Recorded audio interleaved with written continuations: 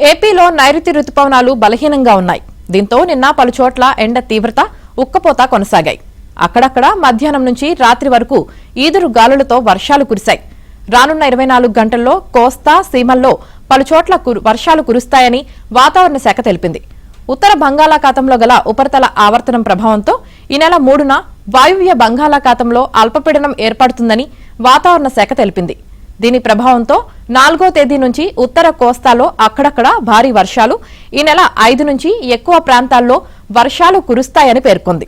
అయితే ఒడిశా, పశ్చిమ బెంగాల్కు ఆనుకొని ఏర్పడనున్న అల్పపీడనం రాజస్థాన్ వైపు పయనించనుందని వాతావరణ నిపుణులు అంచనా వేస్తున్నారు.